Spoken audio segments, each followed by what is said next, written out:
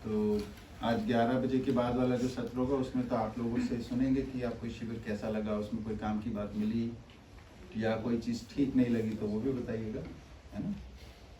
तो वो रहेगा।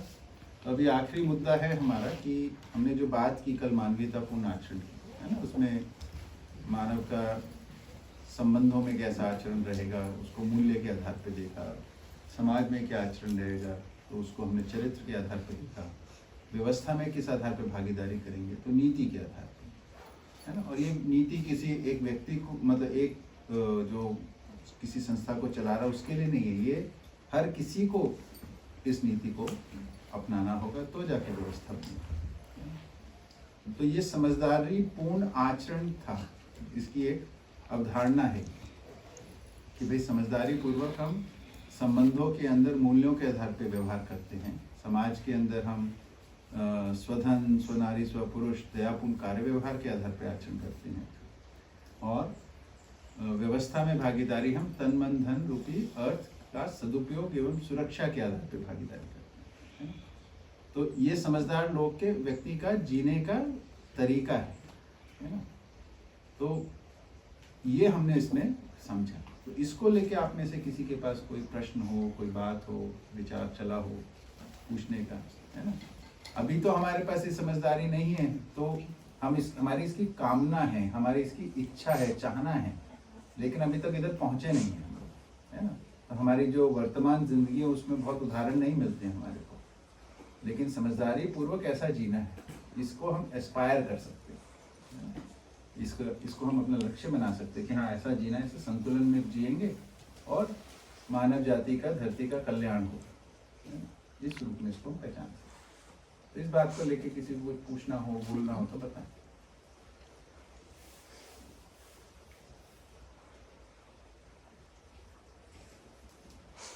ठीक लगा? ऐसा समझदारी का आचरण लगा क्या वो?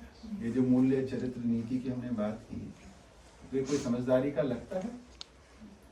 हाँ। एक चीज़ मेरे दिमाग में जो आई, जब शिविर के पहले जब मैं आया था, और पहले 4-5 दिन मुझे लग रहा था ये बहुत मुश्किल है ये करना। हाँ। पर मुझे समझ में आया कि मुश्किल तो जो कर रहे हैं वो भी है। सही बात।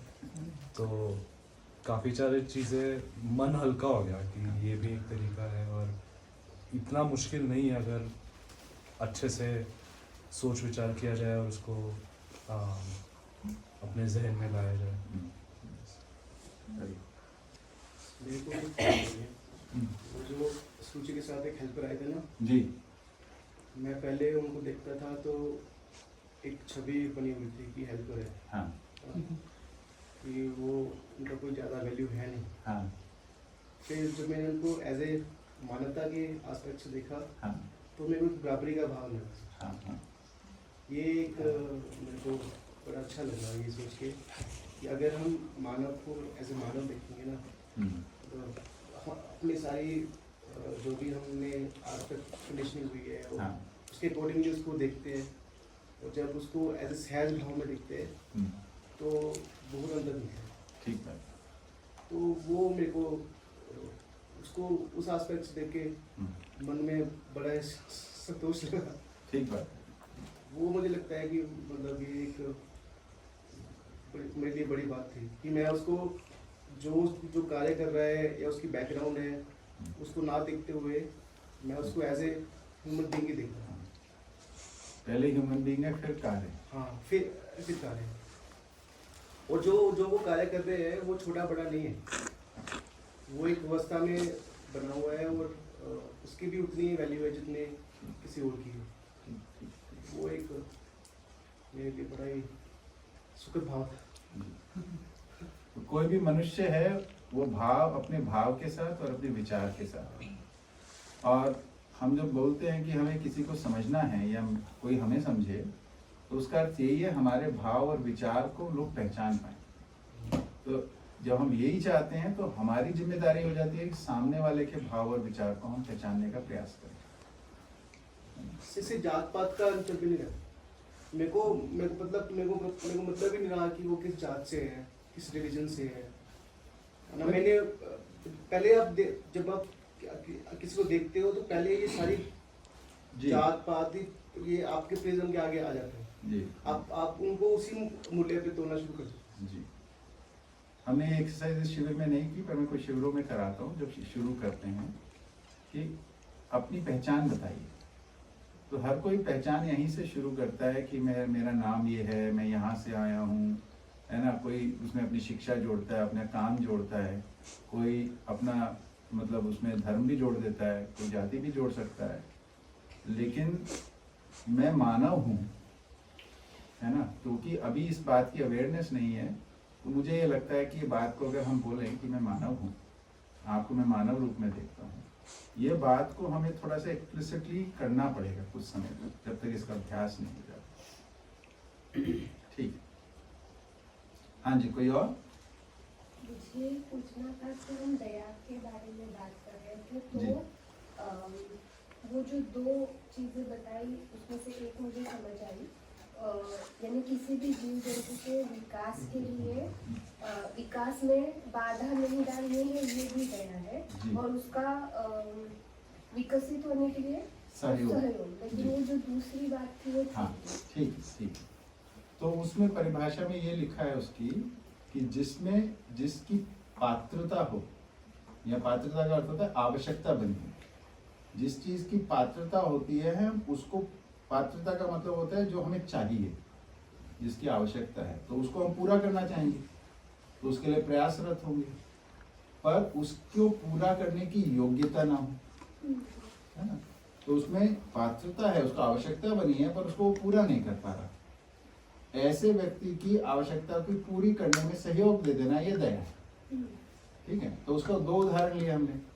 शरीर के अर्थ में आवश्यकता बनी है, खाना नहीं है, कपड़ा नहीं है, आश्रय नहीं है, तो खाना दे देना, कपड़ा दे देना, आश्रय दे देना। या कोई छूट गया पीछे, कई बार होता है ना, मिलता है कि भाई हमारे सामान चोरी हो गया, हमें घर जाना है, तो उसको साधन दे देना, भाई आप चले जाओ, घर चले जाओ। इस टाइप की जो जितनी भी बातें हैं, ये आप शरीर के अर्थ में दया कर। पर ये छोटी बात है, क्योंकि एक इवेंट बेस्ड बात है ना, इसका प्रभाव थोड़ी देर का है।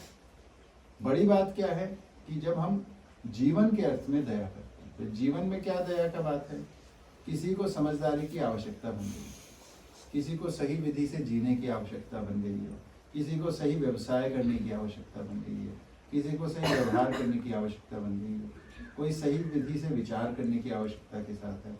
अब उनको इसमें सहयोग दे देना, ये दया होगा, है ना। देगा कौन? ये जिसके पास ये सब होगा, जो सही व्यवहार करता होगा व्यवहार का बता सकता है, जो सही कार्य करता है वो कार्य का बता सकता है, जिसके पास सही विचार है, समाधानित विचार है, वो उसका बता सकते हैं। वही प्रमाणिकता के आधार पर ही सही हो। तो दया जो है वो प्रमाणिक लोगों का काम है, ये समझने की बात है ना। बिना प्रमाणिकता के आप दया नहीं कर सकते। किसमें? जीवन के अर्थ में। इसलिए अभी तक परंपरा में केवल शरीर के अर्थ में दया के उदाहरण मिले। कोई महापुरुष होते हैं जो उनका उदाहरण हम सुनते हैं, बात करते हैं, तो वो, पर वो कम, बहुत कम, सामान्य जिंदगी में बहुत कम लगता है। ठीक है, और बताएं। जहाँ तक हाँ, जीवन विज्ञान है और ये प्रस्ताव है, और जो- फीडबैक अगले सेशन में लेंगे। अभी तो हमारा मानवीयतापूर्ण आचरण को लेके बात चल रहा है। हाँ। अभी तो एक टॉपिक बचा है, मैं उस पर जाने से पहले इसके ऊपर मैं पूछूं, कोई क्लैरिफिकेशन हो, कोई बात हो तो बताएं। फीडबैक तो आपका सुनना ही है बिल्कुल। नहीं, फीडबैक नहीं मिलता है। अच्छा, आप कुछ और बताएं। नहीं यार, बीच महीने आई हमने जो बात की थी जी। उसी संबंध में बात करें। जी जी जी, ठीक है, बोलिए, बताइए। तो मैं ये कहना चाह रहा था कि ये प्रस्ताव में समझ रही है, जिनको समझ में है या जो भी इसमें जी रहे हैं, और जो भी सामाजिक परिस्थिति या पॉलिटिकल परिस्थिति अपनी भारत की आज की तारीख में है, जो अभी हम बात कर रहे थे कि 35 तक क्या होगा, इस ऐसे माहौल में हमारे लिए जिनको समझ गया है या वो रास्ते पे चले, उनकी जिम्मेदारी और भी बढ़ गई है। जी तो उस हिसाब से हमें इस जीवन विद्या है कि लोगों के ऊपर ऐसे माहौल में जिम्मेदारी भी बढ़ रही है, काम भी बढ़ गए हैं, जी ऐसा मुझे लगता है। बिल्कुल बिल्कुल सही कह रहे हैं।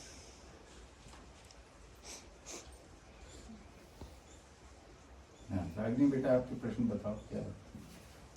सर आपने बताया कि ईश्वर शून्य होता है हम्म, और जैसे हम छोटे जो में भूतों के बारे में बताया जाता है तो फिर वो क्या होता है? भूत देखिए, आपने भूत प्रेत के बारे में जो सुना हो, कोई व्यक्ति ऐसा मिला जो बोलता है मेरे पास को मैंने भूत देखा है, वो हमेशा यही बताएगा मैं किसी को जानता हूँ जिसने भूत देखा। कोई ऐसा व्यक्ति नहीं बोलेगा कि मैंने भूत देखा। तो मतलब ये सब अफवाहें हैं। अभी जो भी कह लो आप उसको। तो मेरे कुछ सामने तो जगहें कोई- भी तो होती है ना, हाँ? कुछ जगह भी होती है हॉन्टेड प्लेसेस। ये सब किस्से कहानी है। भूत का क्या मतलब है आप सोचिए, है ना? ज्यादा से ज्यादा क्या बोल सकते हैं? ये बोल सकते हैं कि जीवन और शरीर जब अलग हो गए तब, पर जीवन को तो शरीर के माध्यम से ही व्यक्त होना है, अलग से व्यक्त होना नहीं। तो वो क्यों तन परेशान करेगा, क्यों? ये सारा कुछ ऐसा मेरे सामने तो कोई घटना नहीं है। एक दो लोग हैं जिनका वीडियोस भी मैंने देखे जो भूतों का उपचार है ना। हमारे पहले वो एक किसी समय में जीवन विद्या से जुड़े थे, आजकल वो भूतों का उपचार करते हैं कानपुर के पास की, और बहुत भीड़ लगती है उनके, हजारों लोग आते हैं रोज के उनके पास। उनका वीडियो देख के मेरे को समझ में आया उन्होंने कुछ एक्टर्स रखे हैं जो आते हैं भूत के, बोलते हैं हमारे पे भूत चढ़ा हुआ है, फिर वो कुछ अपना काम करते हैं, फिर वो व्यक्ति बोलता है मेरा ठीक हो गया। इस चक्कर में हजारों लोग उनके पास पहुंच जाते हैं। सामान्य रोग होते हैं, सामान्य चीजें होती हैं। इस बात को उजागर करने के लिए एक पिक्चर आई थी, है ना, क्या नाम था उसका, वो वाली जो अक्षय कुमार की थी, भूल भुलैया। भूल भुलैया। भूल भुलैया। उसके अंदर दोनों पैरेलल दिखा रहे हैं इंटरप्रिटेशन को, है ना। उसमें दिखा रहे हैं कि वो पंडित जी भी हैं और एक साइकोलॉजिस्ट भी है, दोनों विधि से वो चीज हो रही है इंटरप्रेट। तो क्या बात हो गई, नजरिया, घटना वही है और उसका अर्थ जो हम निकाल रहे हैं वो अपने नजरिए से निकाल रहे हैं। तो मतलब जैसे भूतों की बहुत सारी कहानियाँ होती है, तो फिर ईश्वर की भी होती है कि भाई ईश्वर ये करता है वो करता है जी, और शून्य तो कुछ करता नहीं, तो फिर ईश्वर भी कुछ नहीं करता। जो करने का काम है वो मानव का ही है। सही करेगा तो मानव करेगा, गलत करेगा तो मानव करेगा। प्रकृति में जितनी इकाइयां हैं वो सब सही करती है, केवल नासमझ मानव है जो गलती करता है। ईश्वर का काम करना नहीं है ना। तो केवल जो सही करने वाला काम समझदार मानव का है, गलत करने वाला काम ना समझ। बाकी प्रकृति व्यवस्था नहीं। अब सोचे कितना भुलावा फैला हुआ। तो मतलब जैसे हम जब छोटे थे तो हमें तो ये बोलते थे कि ईश्वर को विश्वास करो विश्वास करो। अब वो कुछ करते नहीं तो फिर विश्वास क्या करें? ठीक है, तो उसमें आशय क्या है कि आशय यही है कि सही करने की प्रेरणा देने के लिए ये सब भाषाएं प्रचलित हुई। भाई बड़े बुजुर्ग जो हैं उनके पास यही भाषा थी। क्या होता है देखिए, जब हम मिलके काम करने लगे ना कहीं पे भी, तो आप हम बराबर हैं, हम मिलके काम करेंगे तो मेरी बात का क्या वजन और आपकी बात का क्या वजन, बराबर ही वजन है। इसमें मानव जाति ने देखा कि हम कोई निष्कर्ष पे नहीं आते, किसी की बात नहीं मानते। तो फिर इसके अंदर ये सिद्धांत आया कि हम किसी तीसरी पार्टी को मानते हैं जो हम सबसे बड़ी है, और इससे हम सबके सब मतलब इसके संरक्षण में हम हैं। ठीक है, इसलिए ये कॉन्सेप्ट्स आए हैं बहुत सारे। अपनी जिम्मेदारी, अपने आप में तो हमारे पास तर्क नहीं है, प्रयोजन नहीं है, तो हम समझा नहीं पा रहे। तो अब नहीं समझा पा रहे तो हमने किसी तीसरी चीज को बना लिया, काल्पनिक को, जो हम सबसे अधिक शक्तिशाली है। अब इसकी मानो नहीं तो ये सजा देगा, या इसको खुश करो। आप सोचो ईश्वर जैसी चीज को हम खुश करें और वो हमें कुछ दे देगा, ये तो नेता जैसा हो गया ना। ये दिन में विश्वास कर दीजिए, किस पे विश्वास करो, मानवीयता पे विश्वास करो। व्यवस्था पे विश्वास करो, न्याय धर्म सत्य पे विश्वास करो। विश्वास की बिंदु ही है। ये जो जितनी चीजें हैं ये समझाई नहीं जा सकती, जो प्रचलित है ना, ईश्वर की बात, भूत प्रेत की बात, अंधविश्वास की बातें, ये कहाँ कम्युनिकेट होता था? इससे क्या उपकार हुआ आज तक? मतलब ऐसा था कि दो मानव अपने मतलब वो कुछ अच्छा नहीं कर पाते तो उन्होंने एक थर्ड पार्टी बना ली ताकि उसका मान के वो अच्छा कर लें। ये दो के बीच की नहीं है, बट सिद्धांत यही है। पर काफी सारे लोग हैं, अब अनेक मत होते हैं, अब इसमें हमको तरीका नहीं आता, हमको हमारे पास समझ नहीं है, तो अब थर्ड पार्टी, किसी ने बोला कि नहीं ऐसी अदृश्य शक्ति है जो सब चीजों को नियंत्रित करती है, प्रकृति भी समझ में नहीं आ रही है, तो प्रकृति बोले पेड़ का भी कोई देवता है, हवा का भी कोई देवता है, पानी का भी कोई देवता है। यहाँ से शुरू हुई बात। प्राकृतिक जो ताकतें थी, इनको माना कि इसके पीछे कोई ताकत है, बड़ी ताकत जो इन सबको चला रही है। तो वायु देवता, जल देवता, धरती माँ, ऐसे करके अनेकों बना ली। अब मानव ने समझ लिया, विज्ञान ने आके देख लिया, अब बताइए हम इतना पानी बर्बाद कर रहे हैं, तो देवता को परेशानी नहीं हो रही? ठीक क्यों नहीं करता? पूरी वायु जो है सभी शहरों में हमने प्रदूषित कर दी, अब देवता हो तो उसको ठीक कराए ना। कहाँ है ये सब? तो ये तार्किक विधि से तो कुछ निकलता नहीं। तो ये स्थापित क्यों हुआ? क्योंकि समझ की कमी थी, साथ जीना एक हमारी मजबूरी थी। अब साथ जीने के लिए, एक मत में आने के लिए ये एक तरीका निकाल लिया कि हमसे कोई बड़ी ताकत है, उसके प्रति अपनी आस्था जोड़ लो। अब चलो, हजारों साल निकाल लिए इसमें, तो उसकी कुछ तो काम किया उसने कुछ समय तक, लेकिन वो पूरा नहीं हुआ। गलत नहीं है, वो अधूरा था। और बताओ। ठीक, हाँ जी। अभी जैसे कि इन्होंने भूत प्रेत की बात की, तो मतलब भूत प्रेत देखा नहीं है किसी ने, ये तो ठीक है, और मतलब हम ये नाम भी पता नहीं सही है नाम देना या जो भी, बट ऐसा कुछ महसूस कर सकते हैं लाइक कि जो आपको महसूस हो रहा है और जो होता हुआ दिखाई दे रहा है वो नॉर्मल, अभी नॉर्मल नहीं है, ऐसा महसूस किया जा सकता है? देखिए, हम जो महसूस करते हैं है ना, वो सच्चाई है कि वो भ्रम है? सामने यदि अगर प्रमाण है तो अभी क्या होता है कि बहुत सारी ऐसी स्थितियां हैं मानव के अंदर, ऐसे दवाइयां हैं, ऐसी मानसिक रोग की स्थितियां हैं जब हमें भ्रम हो जाता है कि ये घटना घट रही है। तो मतलब जो उसमें- घटना घट रही है वो है नहीं है, भ्रम है। हम कह रहे हैं कि भ्रम भी हो सकता है, सच्चाई भी हो सकती है, यही तो बोल रहे हैं ना अच्छा, भाई। हमारे पास इवेंट को ऑब्जर्व करने के लिए हमारी इंद्रियां हैं, हमारे सेंसेस हैं। हाँ, सेंसेस का कोऑर्डिनेशन होता है ब्रेन से। ब्रेन जो है उसके अंदर एक केमिकल बैलेंस है, एक हार्मोनल बैलेंस है। रोग में जब ये हार्मोनल बैलेंस बिगड़ता है तो हमें किसी चीज का कुछ और दिखने लगता है। ये प्रयोग वैज्ञानिक विधि से रिसर्च करके देख लिया गया, ठीक है। तो अब कोई चीज सच्चाई है कि भ्रम है, इसका पता कैसे चले? आप मेरे को क्या मालूम हमें रोग है कि नहीं है, सच्चाई है कि नहीं? तो हम मिलके तय करेंगे, भाई आप बताइए ये कुर्सी है कि नहीं है। हम सबको दिख रही है तो ये कुर्सी है। तो यदि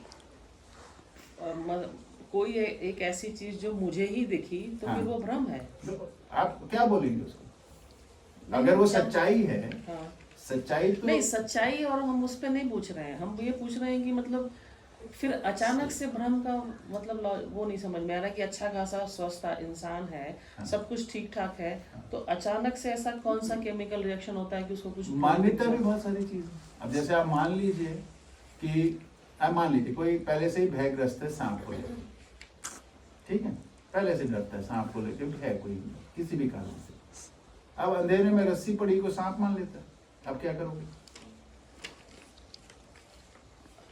तो दो चीजें, एक तो शरीर का असंतुलन होना मेदस तंत्र का।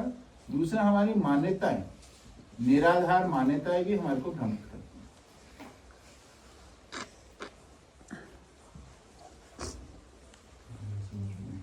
और बताइए आपको क्या लग रहा है? नहीं, क्योंकि जिस बारे में हम समझना चाह रहे हैं ये मेरे जी। खुद के साथ घटित है, और हम अच्छा। ये भूत प्रेत मान्यताएं या डर हम इसे मानते ही नहीं, क्योंकि जी। मुझे नहीं समझ में आता है कि मैं मतलब किस चीज़ से डरूं। जिसको कि भूत प्रेत बोल, जैसे कि अभी नॉर्मल उसमें चल रहा है जिसको भूत प्रेत बोला जाता है, जी। तो मेरा ऐसा मानना है कि भाई जैसा कि अभी तक की कंडीशनिंग है कि ठीक है, मतलब जो सोल है वो मतलब है, वो भी एक एग्जिस्टेंस है, हाँ। हमें दिख नहीं रहा है, इसका मतलब हम इसको सिरे से नकार हम नहीं तो बोले सकते। जीवन है। हाँ, हम तो बोल ही बस रहे हैं मेरा जीवन। वैसा वाला कंसेप्ट है, मुझे डर लग गया या सांप, रस्सी को सांप समझ ले, वैसा वाला कंसेप्ट नहीं है। लेकिन मेरे साथ कुछ कुछ ऐसी घटनाएं मेरे आंखों के सामने हो रही हैं, उससे मुझे कुछ फर्क नहीं पड़ा, लेकिन हम वो समझना चाहते थे कि वो क्या है, क्योंकि उससे मैं, उसके पीछे मेरी कोई मान्यता नहीं है, ना मुझे उससे कोई डर लग रहा, बल्कि मतलब मेरा तो जैसे कन्वर्सेशन चलता है, जी। एक जैसे कि भूत प्रेत को ही ले लो, और मैंने कुछ देखा, मेरे सामने कुछ ऐसी चीजें हो रही हैं और मेरे आसपास कुछ नहीं है, तो मेरा उसके साथ में कन्वर्सेशन चलता है, जैसे हम और आप कन्वर्सेशन कर रहे हैं। तो वो क्या भ्रम है? अचानक से बिना कुछ करे, मतलब कोई सोच नहीं, कुछ कहीं जा रहे और अचानक से कोई चीज हो रही है, तो वो हम वो समझना चाह रहे हैं कि वो भ्रम है। देखिए, आपने जो एक्सपीरियंस किया उसको मैं क्वालिफाई नहीं कर पाऊंगा। नहीं, हाँ ठीक है, मैं क्योंकि मैं जानता ही नहीं क्या घटना गई। ठीक है। आपने क्या देखा, मैं उसे बोलूं भ्रम है कि सत्य, ये तो कोई मेरा अधिकार से बाहर की बात हो गई ना। मैं तो सिद्धांत बता सकता हूँ, है ना। हम यहाँ पे जीवन विद्या तो हमने शुरू ही किया, जीवन और शरीर अलग है। हमने ये भी बोला कि जीवन के यात्रा में अनेकों शरीर यात्राएं, जन्म मृत्यु घटना, ये सब बताया। तो ये तो संभव ही है कि जो जीवन है वो बिना शरीर के भी होगा किसी समय। पर हमने ये बात भी बोली कि जीवन को शरीर चाहिए व्यक्त होने के लिए, ठीक है। तो जीवन का अभी हमने जो बात इसमें नहीं की वो परमाणु है, उसकी डिटेल में नहीं गए। तो उसको जब हम अध्ययन करते हैं तो उसमें समझ में आता है कि वो फिजिकल और केमिकल इम्पैक्ट से एकदम फ्री है, उस पर कोई इम्पैक्ट नहीं होता फिजिकल केमिकल। तो जब वो फिजिकल केमिकल एंटिटी नहीं है तो वो किसी चीज को, फिजिकल चीज को कैसे इम्पैक्ट करेगा? तो वो किसी चीज को हिलाना, डुलाना, बोलना, ये सब कुछ कर ही नहीं सकता, उसके लिए तो शरीर चाहिए उसको। तो बिना शरीर के, और ये इसका अर्थ भी नहीं बनता है कि बिना शरीर के शरीर वालों के बीच में वो कुछ करे या ना करे। व्यवस्था का स्वरूप यही है कि शरीर के साथ ही वो व्यक्त हो पाता है, शरीर के साथ ही संकेत ग्रहण है, शरीर के साथ ही संकेत प्रसारण है। मतलब समझदारी बढ़ानी है, मरने के बाद कोई ज्ञान नहीं होगा, सीधी बात। मरने से कोई ज्ञान नहीं होता, मरने के बाद ज्ञान, क्योंकि संकेत उसको जो चाहिए प्रमाणित होने के लिए वो मिलता नहीं है उससे, शरीर के बिना होता नहीं। ये मेरे को सिद्धांत समझ में आता है। इसके आधार पर मुझे लगता है कि ये जो बातें हैं ये मान्यताएं चली आ रही हैं पहले से, इसको अगर हम स्वीकार लेते तो हो जाता है। हमको लगता है ऐसी घटना है, हमको ही नहीं, कुछ लोगों को मिल जाए किसी जगह। आप देखेंगे इसको, ये कुछ जगहों पे प्रचलित है, ये सार्वभौमिक घटना नहीं, हर जगह पे होता ऐसा नहीं। तो इसकी परंपरा होती है, इसकी मान्यता किसी क्षेत्र में, किसी जगह पे, हर जगह पे नहीं होता। इसे जिस जगह पे माना जाता है उधर ही ये घटनाएं देखने को मिलती हैं। अब इसका उत्तर ये हो सकता है कि भाई उनको इसके बारे में मालूम है इसलिए उनको दिख जाती है। हम बोलते हैं कि ऐसा मानते हैं इसलिए मान लेते हैं कि उसको एक्सप्लेन करते हैं इसे। तो आपके एक्सपीरियंस को मैं क्वालिफाई नहीं कर सकते, आपको क्या दिखा, क्या नहीं दिखा, क्या चीज, पर मेरे को इस सिद्धांत से समझ में नहीं आता, इसका कोई प्रयोजन समझ में नहीं आता कि बिना शरीर के जीवन क्यों किसी को कुछ वो करने की संभावना ही कैसे बन रही है, किस विधि से करेगा, कैसे करेगा। वो बोलते जैसे पिक्चरों में दिखाते हैं ना कि वो दरवाजा अपने आप बंद कर दिया, कुर्सी हिला दी, और वो कैसे, वो फिजिकल फोर्स ही नहीं एग्जर्ट कर सकते, कैसे करेगा ये सब। या कोई आवाज आ रही है हमारे को, बोल रहा है कोई, वो बोलेगा कैसे? बोलने के लिए तो गला चाहिए ना, गला बैठ जाता तो हम नहीं बोल पाते, शरीर के साथ होते हुए नहीं बोल पाते।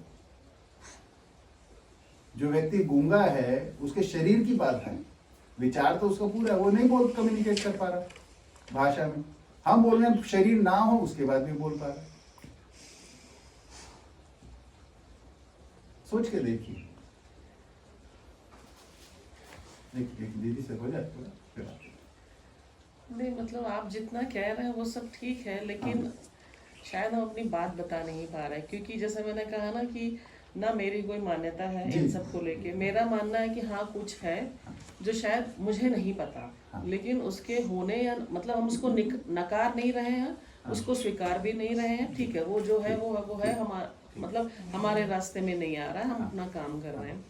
और मेरे अंदर कोई इसको लेके मान्यता भी नहीं है। मुझे मेरे पास कि हाँ हम किसी कहानी को लेके चल रहे जी। हैं। मेरे साथ जो घटनाएं हुई मुझे उस बारे में पता भी नहीं था कि लाइक ऐसा कुछ होता है। जी।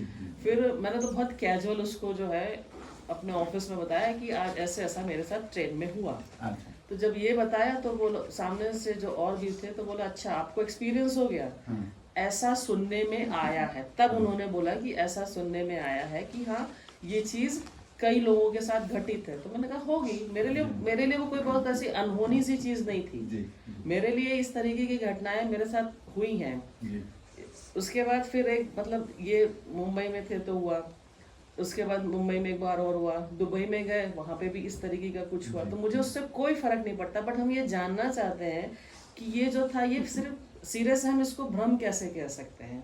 हम सत्य असत्य की बात नहीं कर रहे हैं, हम सिर्फ जानना चाहते थे कि वो क्या है, इसका मतलब। मैं उसको सीरियस से भ्रम नहीं कह रहा, मैं कह रहा हूँ कि दो संभावनाएं, या तो वो सत्य है या भ्रम, पहली बात। ठीक है, अब सत्य होने के लिए मैंने जो सिद्धांत स्वीकारा हो, जो सत्य है उसको कोई भी ऑब्जर्व कर सकता है, सामान्य सी बात।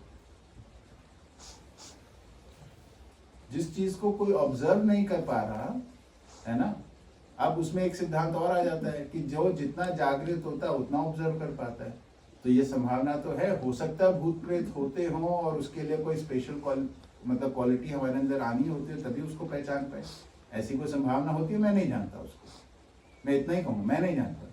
तो मेरी जो सोच विचार है, जिसके सिद्धांत मैंने बताए, उससे मेरे को भूत प्रेत की बात की संभावना बहुत कम दिखती है, ऐसा मैं कह। मैं कोई क्वालिफायर नहीं हूं ना, मैं नहीं बोल सकता ये ऐसा ही है, मैं सर्वज्ञानी नहीं हूं, है ना। मेरी जितनी समझ है उससे मेरे को संभावना नहीं दिखती है। किसी को दिखती है इसमें मेरे को कोई परेशानी नहीं, मेरे को उससे कोई आपत्ति भी नहीं किसी की। पर हम जीने के लिए आधार किस चीज को बना के चलेंगे? नहीं ये तो आप वो कह भी नहीं रहे, मैं लार्जर ऑडियंस के लिए कह रहा हूँ। जीने में आधार तो हम सत्य को ही जो सब वेरीफाई कर सके उसी को बना के चल सकते हैं।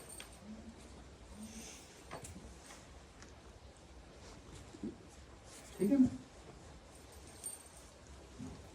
जी भैया, कुछ कहना चाहते? हाँ बताएंगे। हम क्या बचपन से जा रहे थे, पड़ोस में कोई महिला एक्सपायर हो गई थी जी। तो हम वो भूत है ऐसी चर्चा सुनते रहते थे, तो माइंड में ये हो गया कि है। हाँ। 97 में हमारे ट्यूबवेल किया, हाँ। तो वहाँ क्या हमें 60 साल दिखा दी भूत। अच्छा। लेकिन हमारे अंकल जी शुरू से कहते भूत तो कुछ नहीं। हाँ। लेकिन मेरी आंटी, मैं, मेरा भाई, हम सब की हालत है हाँ। खराब हो गई। अंकल जी ने ऑब्जर्व किया, वो नया मकान था, उसके अंदर ईंटें लगा रखी थी बारी में। हाँ। उसकी रोशनी इस प्रकार से वो मूंगफली पे पड़ रही थी हरे पे, हाँ। कैसे लगता था कि आदमी खड़ा है। है नहीं? उन्होंने खटका बंद किया, चालू किया कि ये आपका भूत ठीक। है नहीं? कई बार अब वो वहाँ नहीं होते अंकल, तो हम सोचते हैं कि हमने देखा मान। ठीक बात, ठीक। हाँ, पर जरूरी नहीं इनके साथ ऐसी हाँ, घटना हो। जरूरी नहीं है। हाँ, पर आप बता रहे हो कि आपके साथ मेरे साथ हुआ तो बिल्कुल तो ऐसा होता ही है, कई बार ऐसा हुआ है। इसके ऐसी तो बहुत कहानियां हैं, है ना। कहानी किससे बचपन में, जब ये जैसे अदिति की एज है ना, इसमें भूत की कहानियां सुनाने में बड़ा मजा आता है ना। तो हम भी सुनते थे, सुनाते थे कि एक स्कूटर पे कोई जा रहा है, एक व्यक्ति, और वो शमशान घाट के पास से या कब्रिस्तान के किसी के पास से निकल रहा है। उसको लगता है अचानक ही कोई उसके कंधे पे हाथ मार रहा है। तो पीछे मुड़ के देखता कोई नहीं है। थोड़ी देर बाद फिर होता कोई हाथ मार रहा है, फिर पीछे देखता कोई नहीं है, तो डरने लगता है ना। तो फिर थोड़ी देर आगे जाता है, एक लाइट का बल्ब वो देखता है, तो लाइट के अंदर जैसे ही होता है पीछे मुड़ के देखता है तो उसकी जो टाई थी ना वो उसको ऐसे ऐसे ऐसे कर रही थी। ऐसी बहुत सारी कहानियां, पर ऐसी भी होंगी जिसमें कोई बोलते हो कि भूत ही निकला, ऐसा हुआ। तो ये तो कहानी किस्सों की बात है, सच्चाई को वेरीफाई कैसे करें वो एक अलग मुद्दा है। खैर, इसके तहत में सर डिस्कवरी चैनल पे एक हॉन्टेड करके प्रोग्राम आता था। वो लाइट और मशीन्स लेके वो इधर उधर घूमते थे और लाइट्स की वजह से वो यहाँ है वहाँ है बात करने की कोशिश करते थे, वो दिखाते थे।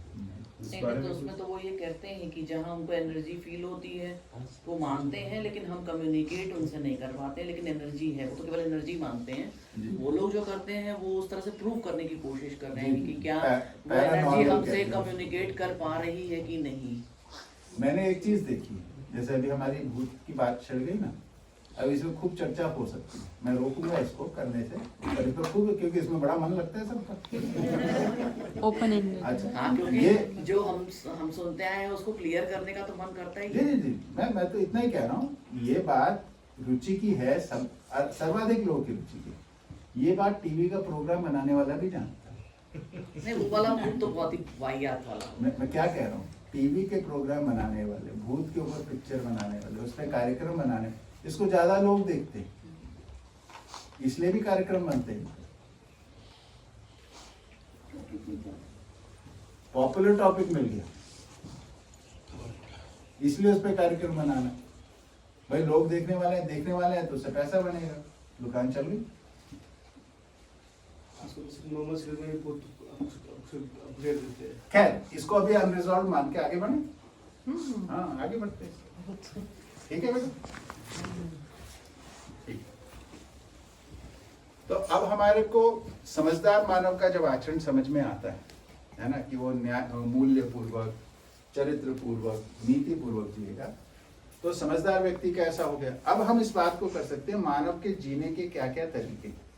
तो इसमें हमारा, मैंने एक पिक्चर शेयर की, आप लोगों के फोन पे आ गई होगी, है ना, जिसको हम बोलते हैं पंचकोटि के मानव, यानी 5 प्रकार से मानव के जीने की विधियां हैं। पहुंची नहीं पहुंचा? आपका नेट नहीं कैच करता है, तो मैंने अभी हॉटस्पॉट ऑन किया।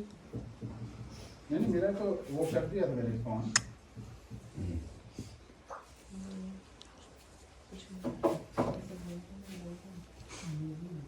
सर कल के स्लाइस भी नहीं आए, अब आ गया। अभी आया कुछ, कल कुछ भी नहीं था। वो नेट नहीं होता पापा। पंचकोटि मानव वाला अब है, पहुंचे। लेकिन कल वाले आ गए दूसरा? नहीं, वो टाइम आउट हो जाता है, फिर से भेजना पड़ता है। चलिए फिर भेजेंगे। आज तो पूरी वही भेज देंगे ना, पीडीएफ। वो अच्छा रहेगा सर। वो ज्यादा कंटिन्यूस वाली है ना, ये तो आपको रिव्यू करने के लिए थी, आप पूरी पीडीएफ भेज देंगे उससे आपको। सर इंग्लिश में इंग्लिश भी भेज देंगे, हिंदी भी भेज देंगे। मेरे को आप दोनों भेजिए। सभी को दोनों भेज देंगे। ग्रुप में डालेंगे ना दोनों, किसी एक को तो ना भेजेगा। तो इसको अगर आप चार्ट को देखेंगे, है ना, तो इसके अंदर हम नाम दे रहे हैं, एक तो कि अमानव, मानव, देव मानव, दिव्य मानव, है ना, इसका वर्गीकरण जो करना है। अमानव, मानव, अति मानव। हाँ, मानव, अमानव, मानव, अति मानव, तीन वर्ग में किया। फिर उस हर वर्ग के अंदर जो सब कैटेगरी है उसको बताया। अमानव में 2 है, अति मानव में 2 है। अमानव में एक पशु मानव है और एक राक्षस मानव है ना। और मानव में एक ही कैटेगरी है, मानव, और अति मानव में देव मानव, दिव्य मानव। ये शब्द प्रचलित थे, उनको यहाँ पे प्रयोग किया, है ना। राक्षस का मतलब वो उसके नाखून बड़े होंगे और दांत निकलेंगे वाला नहीं, स्वभाव से उसके, है ना? हाँ, दूसरी बात ये है कि ये हमने जो टेबल दिया है, इसमें किसको प्लेस करना है? अपने को पहचानने के लिए, दूसरों को नहीं, झगड़ा हो जाएगा। सर ये पूरे जीवन विद्या सिर्फ स्वयं को ही पहचानने की। जी जी जी, दूसरे तो कहीं आए ही है ही नहीं इसमें। ये इसलिए मैं बोलता हूँ, ये सुधरने का कार्यक्रम है ना। जो सुधरेगा वो सुधारेगा। तो पहला स्टेप सुधरने का ही, सुधरा हुआ ही सुधार सकता है। ठीक? तो फिर उसके बाद सामने है जो उसके आगे जो है, जो लिखा है, कॉलम बनाए हैं, उसमें उनका स्वभाव, दृष्टि और विषय किसी ऑर्डर में होगा, है ना? सेम ऑर्डर में। सेमी स्वभाव, दृष्टि और विषय, है ना? फिर उनकी चेतना, इसकी बात होगी। तो 4 चेतनाओं की बात आ रही, जीव चेतना, मानव चेतना, देव चेतना, दिव्य चेतना। चेतना का अर्थ यहाँ पर लेंगे हम जो है मानसिकता से, आप समझ सकते हैं 4 प्रकार की मानसिकता से मानव जीता है। तो जीव मानसिकता से जीता है, मानव की मानसिकता से जीता है, देव मानव की मानसिकता से जी सकता है, और दिव्य मानव की मानसिकता से जी सकता है। ठीक है। अब इसके अंदर आप जब स्वभाव देखेंगे तो पशु मानव के अंदर लिखा हुआ है कि दीनता प्रधान, हीनता क्रूरता। ठीक। दीनता का अर्थ क्या है? दीनता का अर्थ है मेरी जिंदगी में जो घटित हो रहा है इसके फैक्टर्स बाहर हैं, मैं नहीं, मेरे को उसमें कोई अपना भूमिका नहीं दिखती, मैं बाहर के फैक्टरों पर निर्भर रहता हूं। स्वयं में विश्वास की कमी का वो द्योतक है कि ये मेरे नियंत्रण में कुछ नहीं है, मेरी किस्मत खराब है, भगवान, परिस्थिति, जो भी, जो ऐसा सोच के चलता है कि मैं अपनी जिंदगी की दिशा को नहीं बदल सकता खुद, इसको बोलते हैं दीनता। और जिसमें ये भरोसा होता है, विश्वास होता है कि नहीं, मेरी जिंदगी में जो घटित हो रहा है इसको मैं बदल सकता हूं, है ना, वो दीन नहीं, उसको बोलते हैं स्वयं में विश्वास। ठीक है। तो अपनी जिंदगी के अंदर जो घटित हो रहा है उसकी दिशा को बदलने का जिसमें वो नहीं है, उसका हम दीन बोल रहे हैं। हीनता क्या है? हीनता का है मतलब है विश्वासघात से, वो जो स्वभाव होता है व्यवहार में धोखा देने का होता है। ऐसा मिलते हैं लोग जो धोखा दे जाते हैं, है ना? तो व्यवहार में, किसी घटना में, किसी परिस्थिति में धोखा दे दिया, ऐसी प्रवृत्तियां होती हैं, है ना? प्रवृत्ति कह लीजिए, स्वभाव कह लीजिए। ठीक है। और तीसरा है क्रूरता।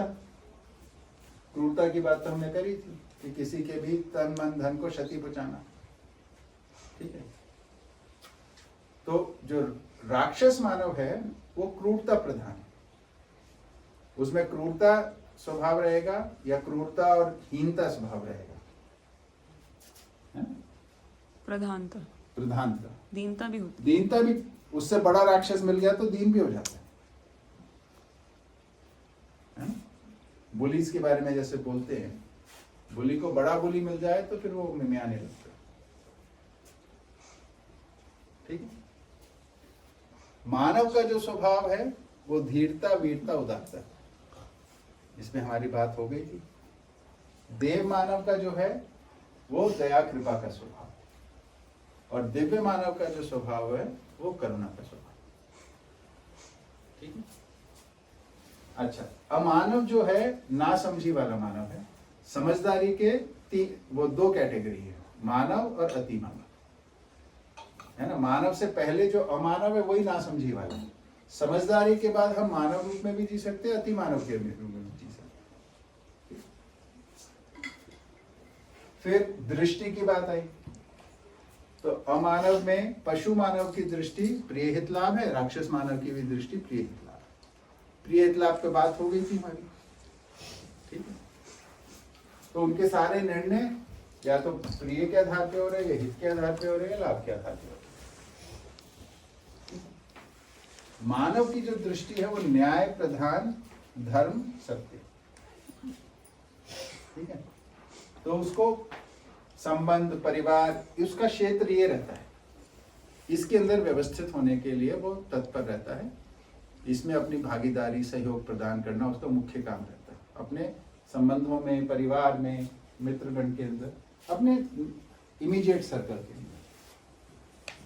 फिर जो देव मानव है वो समाज के बारे में सोचना शुरू कर देता है, तो उसमें धर्म प्रधान, न्याय और सत्य की दृष्टि होती है। ठीक है। तो धर्म का मतलब यही है कि सामाजिक व्यवस्था कैसे बने, तो उत्पादन की व्यवस्था कैसे बने, विनिमय की व्यवस्था कैसे बने, शिक्षा व्यवस्था कैसे बने, स्वास्थ्य व्यवस्था कैसे बने, इसमें अपने को लगाए रखता है, इस डोमेन में वो काम करता है। ठीक है। फिर जो दिव्य मानव है उसकी दृष्टि जो है वो सत्य प्रधान।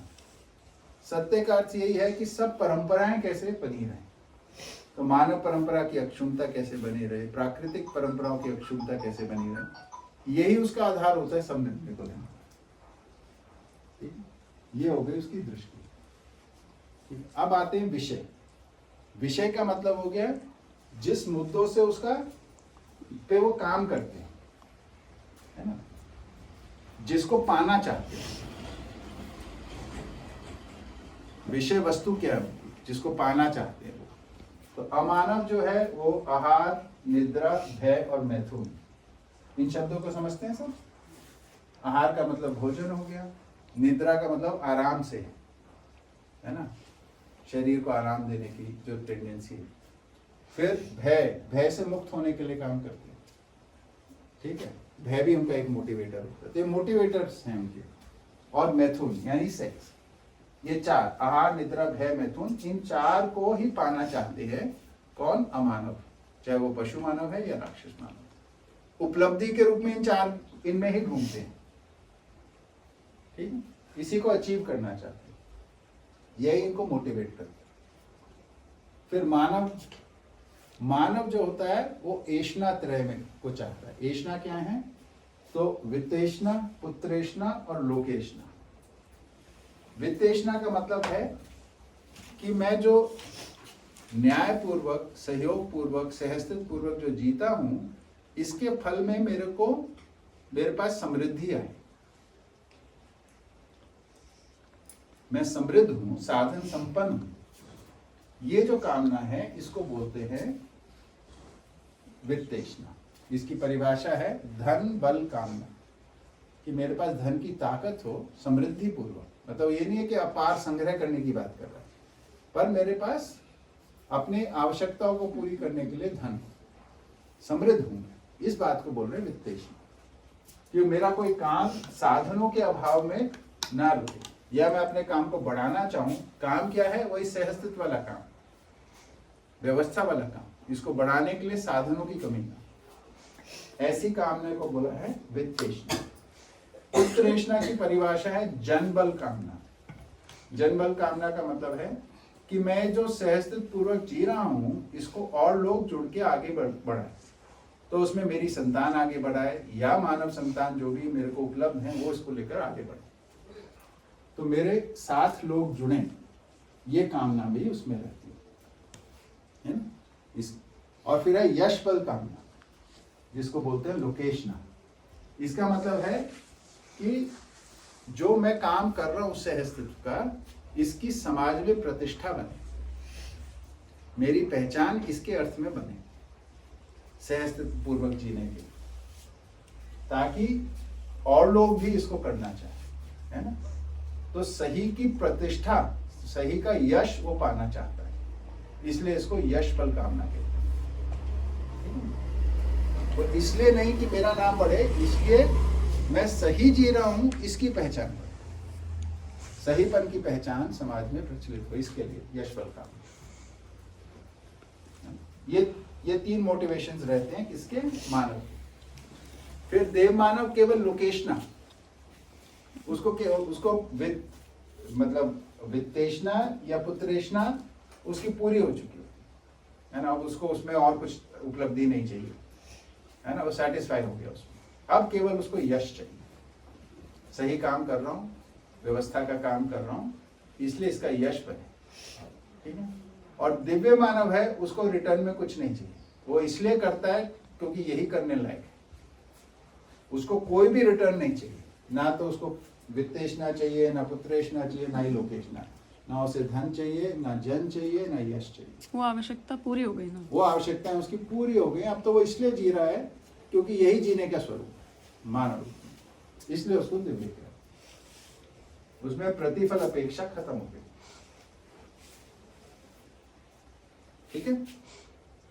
ऐसी मानसिकता तो जीव चेतना जो ऊपर वाला है, अमानव की मानसिकता को कह रहे हैं जीव चेतना, मानव की मानसिकता को कह रहे हैं मानव चेतना, देव मानव की मानसिकता को कह रहे हैं देव चेतना, और दिव्य मानव की मानसिकता को कह रहे हैं दिव्य चेतना। ठीक है? अब आप अपना स्वभाव, विषय, दृष्टि इसको पहचान लीजिए, आप कहाँ आते हैं, बताने की जरूरत नहीं है, अपने तक रखिए, उस पर काम कीजिए। हाँ जी,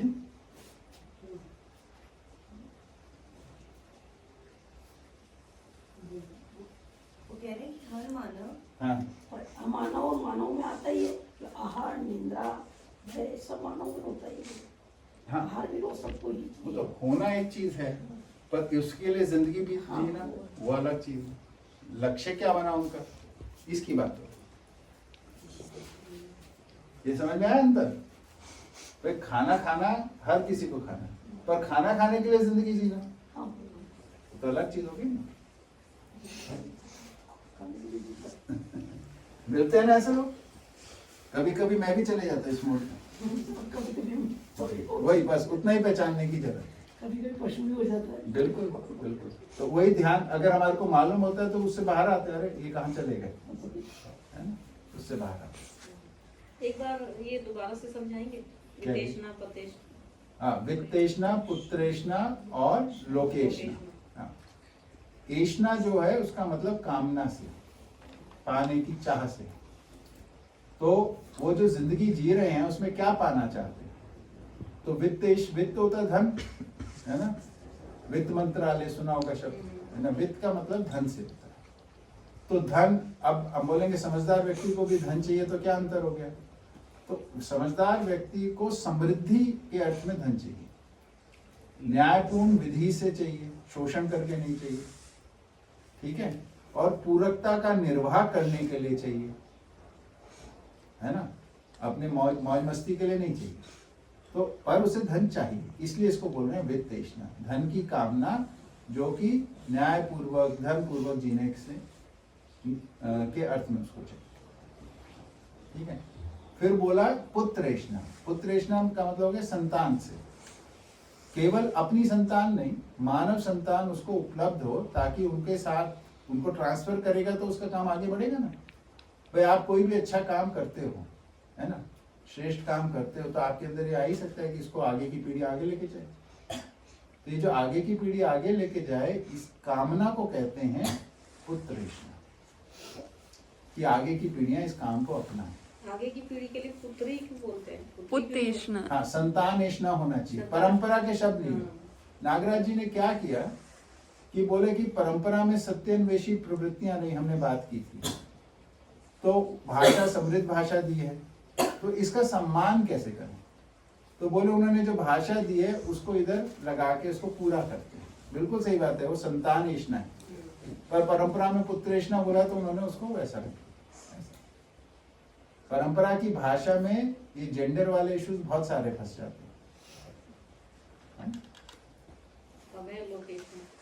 लोकेशना, लोकेशना का अर्थ इतना ही है कि मेरे को यश की कामना है, पर यश इसके लिए नहीं कि मेरे फॉलोअर्स बढ़ जाएं, मेरे लाइक्स बढ़ जाएं, या मेरा चेहरा फेमस हो जाएगा तो एडवर्टाइजमेंट कर लूंगा। आजकल सारे सेलिब्रिटीज वही करते हैं ना, उठपटांग काम करते हैं, सब बेचते हैं। सबसे घटिया लोग जो धरती पे है ना, वो है सेलिब्रिटी, उनसे घटिया कोई नहीं है। अमिताभ बच्चन, शाहरुख खान, जितने क्रिकेटर हैं, ये सब क्योंकि पैसे के लिए कुछ भी बेचे, है ना, झूठ बोलते हैं आप कि ये खा लो तो बढ़िया है, कमला पसंद खा लो, और ये खा लो और वो खा लो, इतना गैर जिम्मेदारी का आचरण। लेकिन पब्लिक कितनी बुरी तरह उनके पीछे पागल होती है, तो इसी का तो फायदा उठा रहे, ना समझ पब्लिक का। अब आप किसी जगह पर हो, प्रतिष्ठित हो, आप जिम्मेदारी पूर्वक आचरण करोगे, गैर जिम्मेदारी पूर्वक करोगे, इसमें भी कितना पैसा कमा लिया। और तरह लोग खाली घर देखने चले जाते हैं, बाहर से देख के चले जाते हैं, उस तरह लोग। आप तो उनके फैंस के पीछे पड़े हो, मैं तो उनके पीछे पड़ा। नहीं सेलिब्रिटी अगर उनके फैंस नहीं होंगे ना, फिर वो नहीं करेंगे। मैं बोलता हूँ अगर कोई आपको, मेरा ऐसा मानना है, अगर आपको कोई फॉलो करता है तो अपने आचरण को आप ठीक कर लो, ताकि वो सही को फॉलो करे। और ऐसे उदाहरण रहे हैं, हमारे देश में 90s में एक बैडमिंटन प्लेयर हुए पुलेला गोपीचंद, वर्ल्ड चैंपियन बने, इंग्लैंड इंग्लैंड ओपन उन्होंने जीता, पुलेला गोपीचंद। उनको ये 95 96 ऐसे इसके आसपास की बात हो, साइना नेहवाल के गुरु। हाँ उनके गुरु, ये अपने साइना नेहवाल के और अपना जो दूसरी लड़की क्या नाम सिंधु, उनके जो गुरु है वो। तो उस वक्त उनका नाम बड़ा अच्छा आया, तो खट से कोका कोला पेप्सी वाले पहुंच गए, हमारा ऐड करो हमारा ऐड करो, खूब सारा पैसा दे रहे थे। बोले मेरे को युवा पीढ़ी देखती है और मेरा अनुकरण करेगी, अगर मैं इस सब का ऐड करूंगा तो वो इसके पीछे जाएगी, ये तो स्वास्थ्य के लिए बड़े हानिकारक चीज है, इसलिए मैं इसका ऐड नहीं करूँगा। तो उसकी प्रतिष्ठा नहीं बनी है, उसको बहुत लोग जानते ही नहीं है ना। जैसे मैं राहुल द्रविड़ बोलूँ या सचिन तेंदुलकर बोलूँ या कोहली बोलूँ, ये सबको जानते हैं क्योंकि सब ऐड में रोज दिखते हैं हमको, है ना। तो उसने ऐड नहीं किया, उसने क्या किया, हैदराबाद में बैडमिंटन की एकेडमी खोल दी। उसको जो भी प्रतिष्ठा मिली, जो भी धन मिला, उसको फाइनेंस करा के कुछ करके उसने वहां पे, और अब वर्ल्ड चैंपियंस निकाल रहे हैं, है ना। तो अपनी समझ को हम, अपनी जो हमारा जो भी यश बन रहा है, इसका सदुपयोग कैसे करें, ये सोचने की बात है ना। तो लोकेशना जो है, यश इसलिए नहीं कि मैं उससे फायदा उठाऊं, यश इसलिए क्योंकि इससे सत्य की प्रतिष्ठा हो, इससे व्यवस्थाएं बने, इससे न्याय धर्म सत्य का प्रचार हो, इस बात की उनमें। इसलिए देव मानव का केवल देव मानव यश बल कामना में रहता है ना। लोकेशना, मानव कभी वित्तेशना पुत्रेशना लोकेशना, धीरे धीरे धीरे जीते जीते उसकी वित्तेशना पूरी हो जाती है, समृद्ध हो गया, अब क्या चाहिए। ऐसे ही उसका पुत्रेशना, भैया उसको पीढ़ी कुछ पीढ़ी लोग मिल गए आगे ले जाने के लिए, वो भी पूरा हो गया, अब यश का रहता है। और जैसे ही वो लोकेशना से में आ जाता है केवल, तो वो देव हो गया, देव मानव हो गया। जब लोकेशना से भी छूट गया तो वो दिव्य मानव, ऐसे। ठीक है।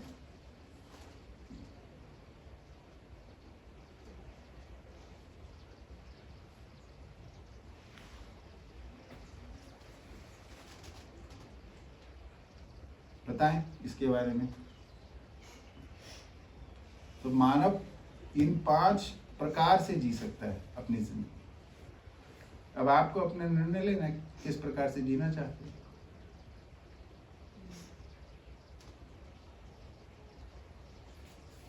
और इसमें मूवमेंट भी है, लाइक हाँ, अपवर्ड मोबिलिटी है। मतलब आप में कुछ स्वभाव राक्षसी हो सकते हैं और आप मानवता की तरफ जा रहे हो, रास्ते में। बिल्कुल, क्रम, हाँ, क्रम है ना इसमें। हर चीज में ट्रांजिशन फेज है। हाँ,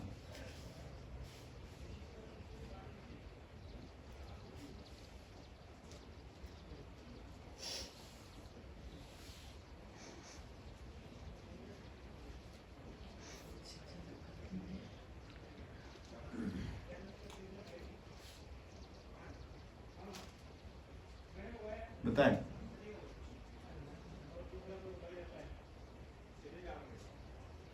दिव्य मानव जो है उस मतलब यहाँ तक पहुँचने पर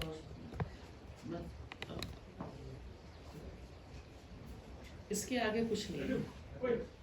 हाँ, इससे अधिक की आवश्यकता क्या है। पर ये मजेदार बात यह है कि जो पूरा ज्ञान संपन्न व्यक्ति है, पूरा प्रमाण संपन्न व्यक्ति है, वो जीता है और केवल पूरकता उपयोगिता के अर्थ में जीता है। मतलब वही है कि हाँ। मतलब वो अपने को अकेला नहीं कर लेता, एकांत में नहीं रहता, या कोई बहुत बड़ा हो कि किसी सिंहासन पे नहीं बैठा रहता, अनरीचेबल नहीं होता, जिंदगी जीता है लोगों के बीच में। प्रकृति की परंपरा बनी रहे, मानव की परंपरा बनी रहे, यही उसका सोते जागते विचार भी यही है, व्यवहार भी यही है, कार्य भी यही है।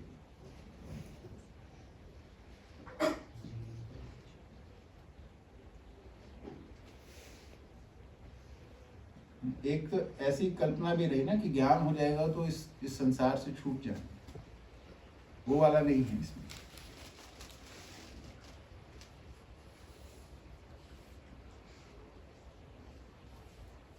ज्ञान होगा तो प्रमाणित होंगे, पहले मानव रूप में प्रमाणित होंगे, फिर देव मानव रूप में प्रमाणित होंगे, और फिर दिव्य मानव में आ गए, अब उसकी निरंतरता हो।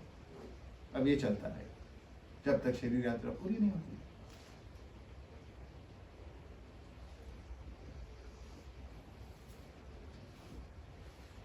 दिव्य मानव भी अगली शरीर यात्रा में आ सकता है। आ ही सकता है, लेकिन उसकी शुरुआत फिर से वहीं से होती है, जीव चेतना से। जीव चेतना से ऐसे होती है कि मैं स्वयं को शरीर मान के जीता है, पर उसकी प्रवृत्ति जो होती है वो भ्रम में फंसने की नहीं होती, तो उसको वो संतुष्ट नहीं होता उससे। मतलब वो ऐसा नहीं होगा कि उसका जन्म हुआ तो अब वो ज्ञान के पीछे नहीं जाएगा, पर उसको ज्ञान को रीडिस्कवर करना पड़ेगा। तो अगर उसके आसपास मानवीय शिक्षा होगी तो खटाखट से वो सीख जाएगा, और नहीं हुई तो वो रिसर्च करेगा, अपने लिए आंसर निकालेगा फिर से। पर ये यात्रा ऐसी ही चलती रहेगी जी, वो सुख शांति संतोष और आनंद में बने हुए अपना जिंदगी जिएंगे, उसको व्यक्त करते रहेंगे, प्रेरित करते रहेंगे, दूसरे भी ऐसी स्थिति में आ जाए। नहीं, जैसे क्या दिव्य मानव, दिव्य मानव, तो ये शरीर की तो यात्रा खत्म हुई। हाँ, तो अगला शरीर में वापस जाएंगे। हाँ, तो उनकी प्रवृत्ति जो होगी, प्रवृत्ति क्या है कि मैं किस प्रकार का जीना चाहता, तो वो न्यायपूर्वक, ध्यानपूर्वक, सत्यपूर्वक ही जीने की प्रवृत्ति के साथ जाएंगे, और फिर वापस तो वो यात्रा में आएंगे। जन्म लेंगे। हाँ, जन्म लेते वक्त यही मानते होंगे कि मैं शरीर हूँ, क्योंकि पुराना ज्ञान साथ में नहीं आता, केवल प्रवृत्ति साथ में आती है। अब शरीर यात्रा करते वक्त क्योंकि उनकी प्रवृत्ति सत्य को खोजने की है, सत्य को ढूंढेंगे, तो जो अगर एजुकेशन आज जैसी हो तो उसको जल्दी से समीक्षा कर लेंगे, नहीं इसमें उत्तर नहीं है ना, सही उत्तर ढूंढेंगे। मान लीजिए ऐसी जगह जन्म लेते हैं जहाँ पे ऐसी शिक्षा हो, मानवीय शिक्षा हो, तो वो खटाखट सीख के ज्ञानी हो जाएंगे, फिर से उसी में वैसा जीना शुरू कर दें। इस चक्र का कोई अंत नहीं है। अंत की आवश्यकता क्या है? नहीं, आवश्यकता ये तो एक आदर्शवाद की एक कल्पना है कि ये चक्र समस्या है। समस्या नहीं, नहीं, उधर तो ऐसे ही बोले, यही बंधन है, इसको बोले, इसी से मुक्ति मोक्ष है, इसलिए इसको समस्या माना है। तो शरीर में रहना आसान नहीं है ना? क्यों? आपको क्या परेशानी है? मुझे अभी तो नहीं है, युवा अवस्था है, तो उसके बाद तो हो सकती है, उससे पहले हो सकती है। अगर आप परिवार में हैं, लोग आपके साथ हैं, तो क्या परेशानी है? यार स्वस्थ भी तो रहते हैं बुढ़ापे में। हाँ, बुढ़ापे में स्वस्थता के साथ भी बीत सकते हैं, ऐसा भी है। और हमारे साथ में जब लोग होते हैं ना, तब जिंदगी कभी भी कष्टदायक नहीं। कष्ट तो इस बात का हमारे साथ लोग नहीं होते,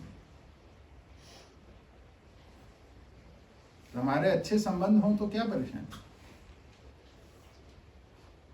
मान लीजिए बुढ़ापा हो गया, अब चलना मुश्किल हो गया, तो 2 लोग आपको लेके जाने वाले हैं बाथरूम, क्या परेशानी। नागराज जी के आखिरी के कुछ वर्षों में उनके इतने सारे लोग थे उनके साथ, उनको हम नहलाते थे, टॉयलेट ले जाते थे, वहीं खड़े रहते थे, उनका वेट करते थे, पूरा हो गया धुलते थे, सब कुछ किया हम लोगों ने। हमारे ही परिवार जागृत थे ना। हाँ? वो जागृत थे, ठीक है, लेकिन उनके आसपास के जो लोग थे वो भी जागृत थे। मतलब इस बात में तो जागृत थे कि इनके साथ हमें संबंध का निर्वाह करना, ये कोई बड़ी चीज थोड़ा, ये तो होता ही रहा है परिवारों में। ये तो आज की संकट है, आज के संसार का, कि अकेले आए अकेले जाएंगे वाला संकट चल रहा है। इंडिविजुअलिज्म, भौतिकवाद के बढ़ने के बाद, इसमें केवल युवावस्था के लिए हमारे को लगती है होप, बाकी सब लगता है कि बर्बाद है, कुछ नहीं होना उसमें, तो या तो युवा रहे, नहीं तो जल्दी से मर जाए, ऐसा सोचते हैं लोग। बुढ़ापा कोई बुरी चीज नहीं है, बड़े आराम से जिया जा सकता है, जीना ही है, ये प्राकृतिक व्यवस्था है। जैसे बचपन एक प्राकृतिक व्यवस्था है, किशोरावस्था, प्रौढ़ावस्था, युवावस्था, प्रौढ़ावस्था और वृद्धावस्था, ये सब व्यवस्थाएं।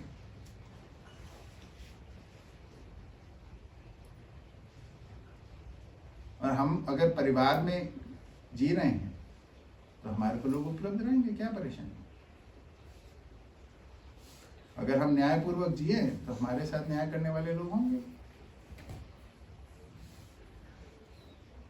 जी एक ऐसे ही एक प्रश्न आया, ये उम्र जो है जी शादी की, हाँ, इसको कैसे, ये कैसे डिसाइड होती है? डिसाइड से मेरा मतलब कि कोई 2 साल का बच्चा जो है उसको आकस्मिक मौत बोलते हैं, या 10 साल, 20, 50, 75, इसको किस तरह से मतलब डिफाइन करते हैं? ये क्या चीज़ है? ये देखिए, अभी हम लोग जीने के रूप में बहुत व्यवस्थित नहीं है, तो दुर्घटनाएं घटती रहती, रोग होते रहते। दुर्घटना और रोग से ही तो है ना अनटाइमली डेथ होती है, और क्या कारण? प्रकृति का भी प्रभाव हो सकता है। दुर्घटना ही कहेंगे, अर्थक्वेक में मर गए, साइक्लोन में मर गए, दुर्घटना ही। तो शायद उसका तात्पर्य ये होगा कि कुछ ही लोग उसमें, जो लोग होंगे उन्हीं में से कोई मरेगा। मतलब मान लीजिए तूफान आ रहा है, तो जो तूफान की चपेट में आने वाले लोग हैं उन्हीं में से कोई मरेंगे।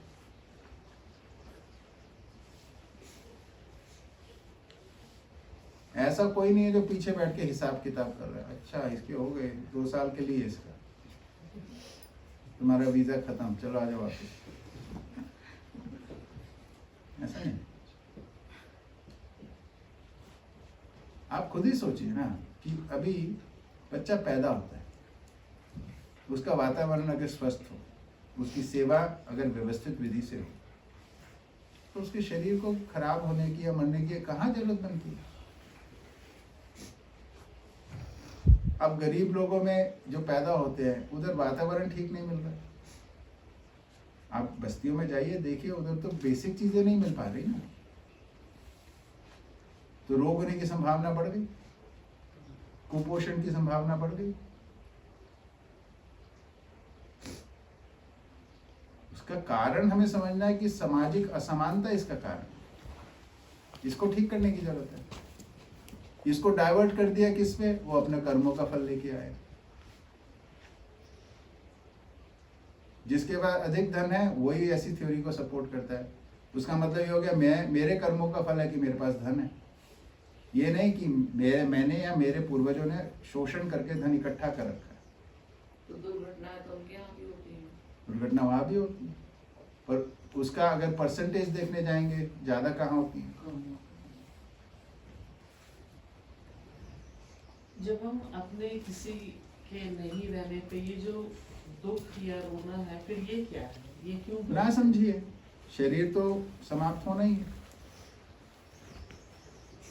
जीवन बना ही है, जीवन ज्ञान ना होने से ये लगता है वो व्यक्ति खत्म हो गया। खत्म कुछ नहीं हुआ। शरीर जो होता है, शरीर तो अनेक शरीर यात्राएं हैं, ये सब समझ में आता है। दूसरी शरीर यात्रा शुरू करेगा।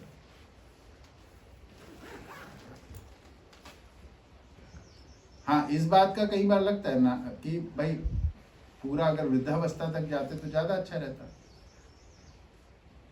उस बात का कई बार दुख होता है। नहीं, वो तो लाइक एक है कि हमने जो हमने बना रखी है कि बाल्यायु आयु, ये एक क्रम बना रखा है कि ये पूरा करके जाए तो फिर हाँ। मतलब ठीक है, जिनके अच्छा हाँ यात्रा पूरी हो गई, अब हाँ। दूसरे यात्रा हो गए। हाँ। पर लाइक हम सिर्फ बचपन या यंग या उसकी बात नहीं कर रहे, जैसे जो भी अगर अपना है, मतलब माँ बाप को ले लीजिए, जी, या जी। जो करीब का है, उस ये हमें पता है कि ये शरीर यात्रा है, ये फिर भी उसका एक्सेप्टेंस नहीं कर पाते, वो क्या चीज़ है? हम स्वयं को भी शरीर मानते हैं, सामने वाले को भी शरीर मानते हैं, इससे अधिक देख नहीं पाते। तो शरीर तो नहीं रहा, तो इसलिए उनका अभाव महसूस होता है। आदत पड़ी होती है, अब वो नहीं होंगे इसलिए ऐसा लगता है कि कुछ मिस होएगा। अब अगर हम इस बात को लेके चलें कि कोई व्यक्ति जो होता है वो किसी ना किसी अपनी उपयोगिता को जी रहा होता है, उसका कुछ जिंदगी का सार होता है, उसको जीता है। इसको पहचानने का अभ्यास करें, तो जो उनकी जिंदगी का सार है उसको आगे बढ़ाएं, तो उसमें खुशहाली मिलती है। फिर दुख क्यों होगा?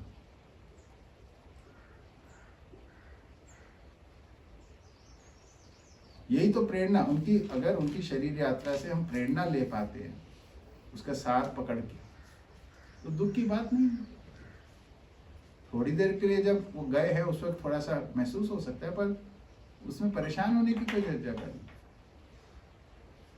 वो तो एक रिफ्लेक्स है ही, कोई जाता है तो थोड़ी देर के लिए लगा, लेकिन वो ऐसा नहीं है कि जो सदा बना रहे।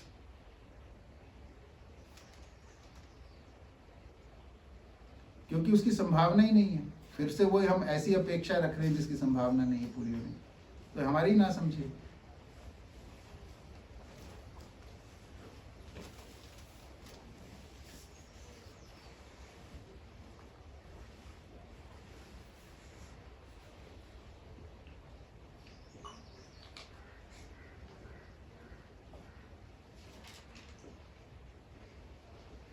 इसमें पूरी बात ये समझ में आती है कि हमारे साथ ऐसी पीढ़ियां, यंग पीढ़ियां का होना बहुत जरूरी है।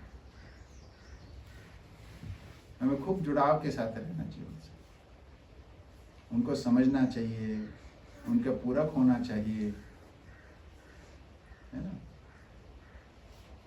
इस साथ को, मतलब ये जो हम बोलते हैं साथ, केवल एक दो लोगों की बात नहीं कर रहे, हम इंटरजेनरेशनल सहअस्तित्व की बात कर रहे हैं। पीढ़ी पीढ़ी के बीच में जो सहअस्तित्व, तो फिर अकेलापन नहीं है, तो फिर दुविधा नहीं है, परेशानी नहीं है। अभी तो सबसे बड़ा समस्या ये है कि इंटरजेनरेशनल कोई सहअस्तित्व भी नहीं है ना। भौतिकवाद ने मान लिया कि 18 साल के बाद वो फ्री हो गए, अब भाग जाएंगे घर से, कभी नहीं आएंगे।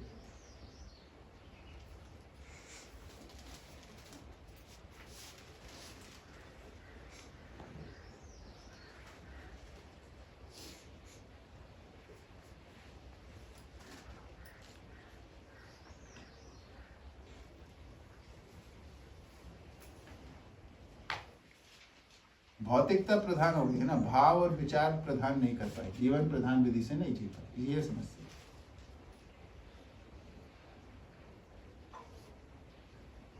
Don't be emotional.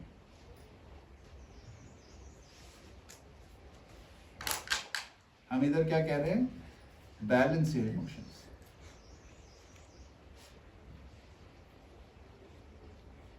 संतुलित भाव में जी, भावों को इग्नोर नहीं करना है, उनको अनदेखा नहीं करना, संतुलित होना। भाव हमारे समझ का फंक्शन है। हाँ, मानव में संतुलन समझदारी से, और कोई विधि नहीं। और बताएं।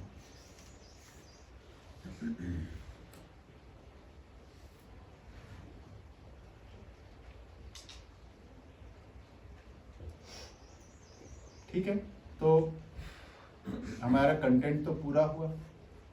फिर से एक बार याद दिला दे तो ये जो जीवन विद्या है, ये मध्यस्थ दर्शन एक नया दर्शन है जिसको श्री नागराज जी ने प्रस्तुत किया, जो अमरकंटक में रहते थे। उनका जन्म हुआ था कर्नाटका के हसन जिले में। वहाँ पर 30 साल की आयु में वो अमरकंटक आ गए और वहाँ पर उन्होंने जो भी तप साधना वगैरह की, है ना, उसके आखिरी परिणाम के रूप में उनको ये वस्तु मिली थी। तो उनकी जो जीवनी है उसको हमने आपके साथ शेयर कर दिया, जो पढ़ना चाहें उसको पढ़ सकते हैं। तो मध्यस्थ दर्शन पे आधारित है। इसमें जो मैंने प्रस्तुत किया है, ये भ्रम ना हो कि ये मैंने बनाया है या मैंने लिखा है या कुछ किया है। मैं तो इसका स्टूडेंट हूँ और थोड़ा अच्छे से पढ़ा है, तो इसलिए बता लेता हूँ थोड़ा बहुत, आप लोग तक पहुँच जाती है बात। ठीक है, तो इसके साथ इस शिविर को मैं पूरा मानता हूँ, इस अर्थ में कि जो प्रस्तुति वाला भाग आप लोगों ने इतने अच्छे मन से सुना, इसके लिए बहुत बहुत धन्यवाद। आप लोग बहुत अच्छे ऑडियंस थे, बहुत बढ़िया अच्छे से सुने हैं, अपना मन लगाए हैं। ऐसी बातें हैं जो बिल्कुल ही, कुछ बातें तो एकदम नई सी हैं, अनरिलेटेबल हैं, फिर भी आप लोग यहाँ बैठे रहे, झेलते रहे मेरे को, इसके लिए धन्यवाद। ठीक है, अनंत का। हाँ हाँ वो आएगा तो दिखा देंगे। भूमि से हैं कर दो, तुम कर दो आज। नहीं पर लाइट ही नहीं। लाइट नहीं, उसको भेज दो, अच्छा उस लाइट को भेज दो।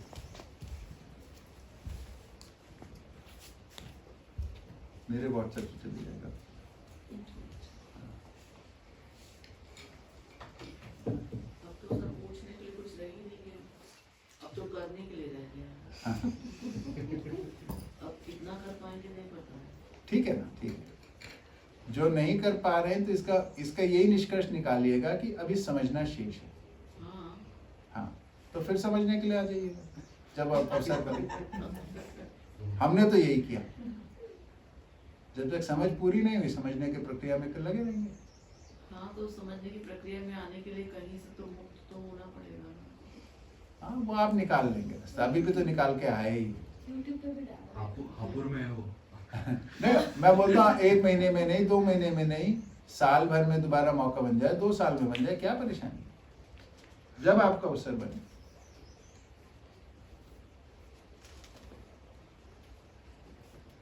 और आप लोगों को तो सुशील भाई उपलब्ध है, वो भी लगे हुए हैं कितने 20 साल से, तो वो भी लगे हुए हैं।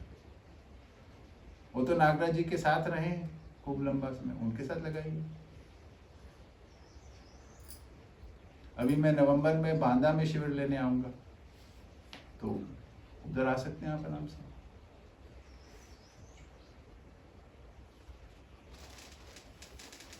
थोड़ा नागराज जी के बारे में बता सकते हैं कि वो इस मतलब आपने बोला कि this was what he discovered at yes, तो मतलब कुछ मतलब वो किस प्रोसेस से गए या हाँ, थोड़ा सा बता देता हूँ उसका।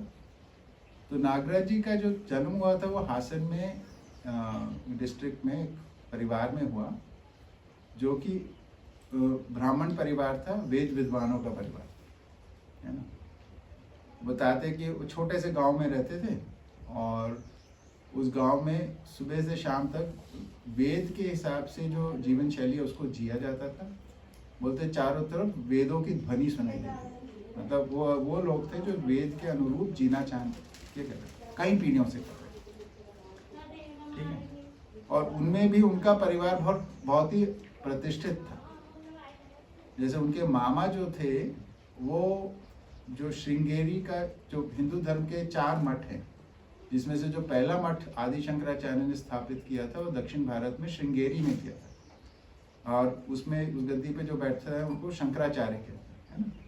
तो उन शंकराचार्य जो उस समय के थे, उनके गुरु उसके मामा जी थे। तो शंकराचार्य के जो गुरु होता है उसका स्टेटस आप पहचान सकते हैं, ऐसा उनका स्टेटस, ठीक है। ऐसे परिवार में उनका जन्म हुआ। तो बोले बचपन से ही मेरे को रूढ़िवादिता, जो छुआछूत पर्टिकुलरली उनको स्वीकार नहीं होता, तो बचपन से क्वेश्चन करते थे उसको। तो उनके बड़े बुजुर्ग जो होते थे वो हंसते थे कि छोटा बच्चा है, देखो अभी समझ नहीं है इसलिए ऐसा कर रहा है।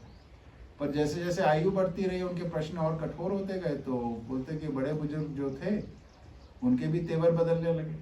वो बोले तुम ना समझ हो, तुम्हें समझ नहीं है, तुम बिना बात के प्रश्न करते हो, है ना। तो खैर, तो उनको बोला गया कि तुमने जो शास्त्रों का अध्ययन नहीं किया इसलिए तुम्हें इसकी समझ नहीं, तुम शास्त्रों का अध्ययन करो उसके बाद बात करना। तो उन्होंने शास्त्रों का जो भी वेदों का, उपनिषदों का जो भी विधिवत अध्ययन होना है अपने मामा से किया, है ना। और एक दिन आया, मतलब बोलते हैं उसमें 12 से 18 घंटे रोज अध्ययन करते थे, है ना, कई वर्षों तक किया। उसके बाद बोलते वेदों में हर वेद के अंदर मोटा मोटा 1 लाख ऋचाएं होती हैं। ऋचा मतलब उसके वर्ष कहते हैं ना, जो वर्सेस होती हैं वो। तो बोलते हैं वो सभी वेदों के सभी वर्ष मेरे को याद थे, ऋचाएं 3 लाख ऋचाएं उनको याद थी, कंठस्थ कहते थे, है ना। और उनके जो अर्थ हैं और उससे जुड़े जो उपनिषद हैं, ये सब जो तो जितना भी उनका लिटरेचर है उस सब का उन्होंने लिटरेचर सर्वे कर रखा है। इस तरीके से आधुनिक भाषा में बोले तो अच्छे से जानते थे, परिचित। तो उनके मामा ने उनका अध्ययन कराया। तो एक दिन बोले उनके मामा कि अब तुम्हारा अध्ययन पूरा हो। बोले अच्छा मामा। नहीं, अच्छा गुरु जी, क्योंकि अध्ययन जब कर रहे हैं तब गुरु समान उनको स्वीकार। बोले कि मैं आपसे ना एक बात करना चाहता हूँ, लेकिन गुरु शिष्य संबंध से बाहर है ना। बोले किस संबंध में बात में रह के बात करना चाहते हो? बोले मामा भांजे संबंध में। बोले ठीक है, मामा भांजे संबंध में बात करो। और हाँ, उससे पहले ये हुआ कि मामा बोले उनके कि तुम वेद विद्वान हो गए, तो ये बोले कि पहले आप मेरे को 3 बार बोलो ये बात। बोले 3 बार क्यों? बोले जब आशीर्वाद देते हैं तब 3 बार बोल के देते हैं। तो वो बोले कि तुम विद्वान हो गए, वेद विद्वान हो गए, वेद विद्वान हो गए, ऐसे करते हो। उसके बाद बोले कि मैं आपसे गुरु शिष्य संबंध से बाहर बात करना चाहता हूँ। बोले ठीक है। तो मामा भांजे संबंध में ठीक, तो बताओ क्या बोलना चाहते हो? बोले मामा आपके जो वेद है ना, ये एकदम बकवास है। मतलब वो व्यक्ति कई वर्षों तक उनको अध्ययन करा रहा है, ये व्यक्ति को क्वालिफाई कर रहा है कि तुम इसमें विद्वान हो गए हो, और पहली लाइन वो बोल रहा है कि एकदम बकवास है। बोले ऐसा क्यों बोल रहे? बोले आपने मेरे को पढ़ाया कि जिसको आप भ्रम कहते हो वही ज्ञान है, वही सत्य है, ठीक है। दूसरी लाइन पढ़ाई कि भ्रम सत्य है, नहीं, दूसरी लाइन पढ़ाई कि भ्रम से ही जगत पैदा हुआ है, और तीसरी लाइन पढ़ाई कि भ्रम सत्य और जगत मिथ्या। बताओ सत्य से मिथ्या पैदा कैसे होता? इसका तो कोई अर्थ नहीं बनता। तो बोलते हैं कि उनके मामा फूट फूट के रोने। तो बहुत मुश्किल से चुप कराया, पूछा कि क्यों रो रहे हो? तुम्हारा प्रश्न जायज है, मैं पूरी जिंदगी लगा चुका हूँ और उसके बाद भी मेरे को ये नहीं दिखा। तो फिर उनके मामा ने एक बड़ी कॉन्फ्रेंस बुलाई वेद विद्वानों की। वो भी बड़ा मुश्किल होता है। वो बोलते थे कि वेद विद्वानों को इकट्ठा करना उसी समान है जैसे मेंढकों को एक जगह इकट्ठा करना। एक को पकड़ के लाओगे, दूसरे को लेने जाओगे, ये फुदक फुदक के कहीं भाग जाएगा। तो बोलते फिर भी उस मामा का प्रताप था, उनकी प्रतिष्ठा थी, इसलिए लोग इकट्ठे हो गए। तो जब उन्होंने उस सभा में उस प्रश्न को रखा तो कुछ लोग तो चुप हो गए और कुछ लोग बहुत नाराज हो गए, और नाराज होके बोले तुम वेदों पे प्रश्न करते हो, तुमको श्राप देंगे। बोले मैं इस बात को सुन के कि श्राप देने का मतलब बात ही खत्म हो गई, तो वो सभा छोड़ दी। ठीक है, खैर, लेकिन उनके लिए प्रश्न जेन्युइन था कि भाई ये सत्य से मिथ्या कैसे पैदा हो। उनका जन्म 1920 में हुआ था, तो ये घटना होगी 1942-43 के आसपास। तो उनके लिए प्रश्न प्राइमरी हो गया। उस वक्त जो शंकराचार्य थे उनसे मार्गदर्शन लेते थे, तो उनके पास गए, उनसे पूछा कि ये प्रश्न का उत्तर मेरे को नहीं मिल रहा है, आप बताइए।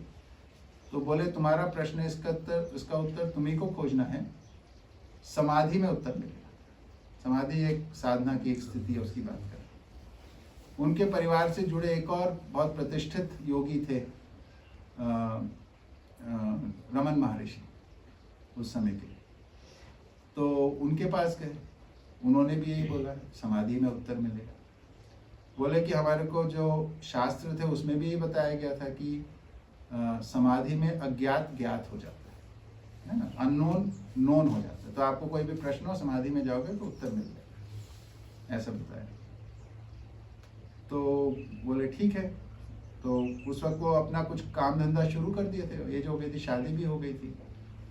तो काम धंधा कर दिए थे, तो बहुत अच्छा काम चल रहा था। पेंसिल का कारखाना लगाए थे और रोज का 1000 रुपया कमाते थे 1940s में।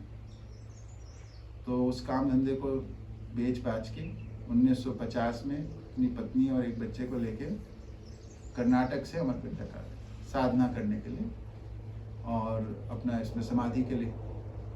तो बोलते हैं कि पहले कुछ वर्ष तक तो ये समझ में ही नहीं आया साधना क्या करें, क्योंकि इसका कोई प्रोसेस नहीं है, कोई सिस्टमैटिक तरीका नहीं है इसमें।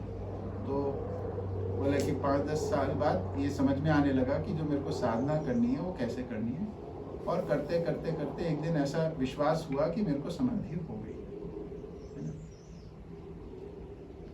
तो बोलते कि मैं समाधि में क्या होता है कि आप कोई भी जैसे मेडिटेट करने बैठ रहे हो, तो मेडिटेशन के लिए बोलते हैं मैं 12 से 18 घंटे बैठता था। रोज, है ना। तो उसकी स्टेट से जब बाहर आता था, समाधि की स्टेट से, तो समाधि की स्टेट क्या होती है हमने पूछा, तो बोले उसमें मैं हूँ ये ध्यान रहता है, और शरीर है इसका ध्यान नहीं रहता है, स्थान का, समय का, इसका कोई ध्यान नहीं है, केवल ये भाव है मैं हूँ, और चारों तरफ एक प्रकाश सा फैला ये। तो मैंने बोला कि आपके विचार, भावनाएं, ये सब होते, ये कुछ नहीं है, सब आशा, विचार, इच्छा सब शून्य हो जाता, चुप हो जाता, उस स्थिति को बोला। तो हमने फिर बोले कि जब मैं समाधि की स्थिति से बाहर आता था, तो पहले मैं हूँ, मेरा शरीर है, ये भी ध्यान में आता था, मैं इस स्थान पर हूँ, है ना, इस परिस्थिति में हूँ।